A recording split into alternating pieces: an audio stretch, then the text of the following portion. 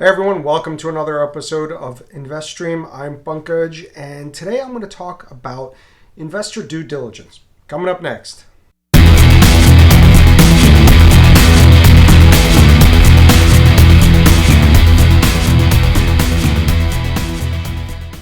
everyone, welcome back.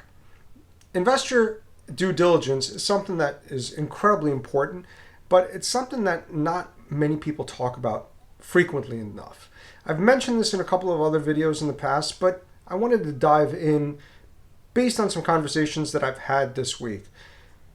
I was talking to a founder who has received an offer for a fairly large investment. The founder and his co-founder are very well respected, very well known in their areas of expertise, and they don't have an MVP or a product yet. They have an idea. They have some folks that are interested in doing a POC with them. And this investor came forward and offered them a fairly large investment for a relatively reasonable equity stake.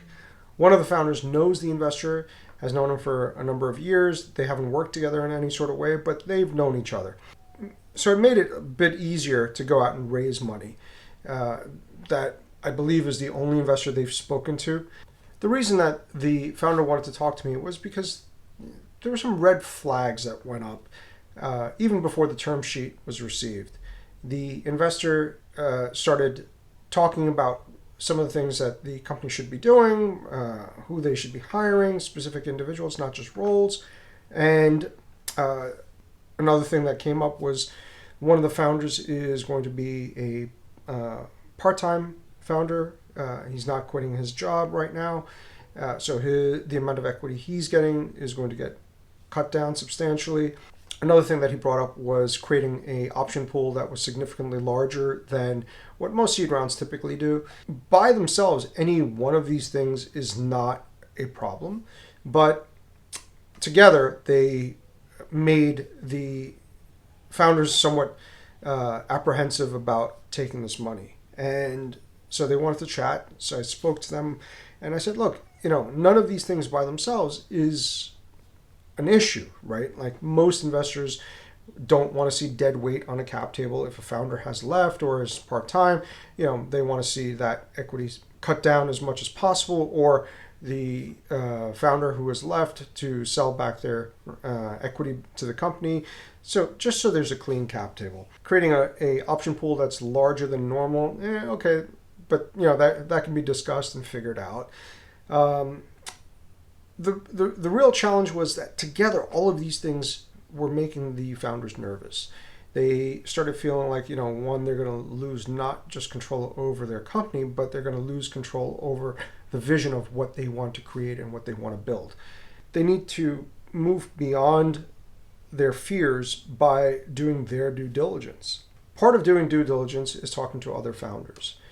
Talk to founders that have raised money from other investors and see if they've come across these types of situations, how they've dealt with it, and specifically talking to founders that have raised money from this investor. Get to know them, spend time with them, talk to them, see what it's like to work with this investor. How does this investor react when things are going poorly? Are they supportive when things are going poorly, or they want to take a slightly different direction? Or is the investor a little bit more aggressive in putting their ideas forth and having those ideas implemented?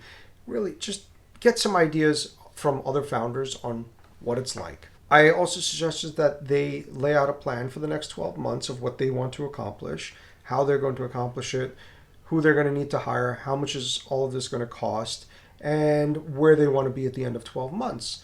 And present this to the investor and see what the investor's reaction is. Based on the reaction that the investor has, you can get some idea as to whether the investor is going to be supportive or the investor is going to try and push their agenda and how they want things to work. And as a founder, you then have enough information to make a decision of whether the money is going to override the vision and your operating plan, or if the vision that you have and how you want to run your company is going to outweigh the capital, right? There's plenty of other folks that you can raise money from. You might actually have to build an MVP. You might have to go out and have some signed POC agreements or something. But you can raise money from other folks. This is not the only investor that's out there. If it's not a right fit, it's a good idea not to even move ahead. But you're not going to know it's a right fit until you do some work and do some due diligence around the investor. I hope the video was helpful, and I hope it highlighted some of the reasons why it's important to do due diligence. It's not that one way is better or worse than another.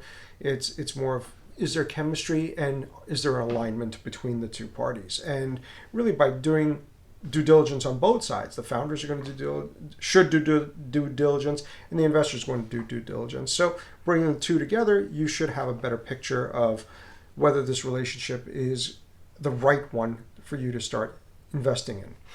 If you've got other suggestions on how to do due diligence on investors and what some of the things that you've done is, please share them in the comment section below. I'm sure lots of other founders would benefit greatly from that information. If you haven't subscribed yet, please hit the subscribe button and make sure you hit the bell so that you don't miss out on a single episode of InvestStream. Thanks again for joining me. I'll see you again next time.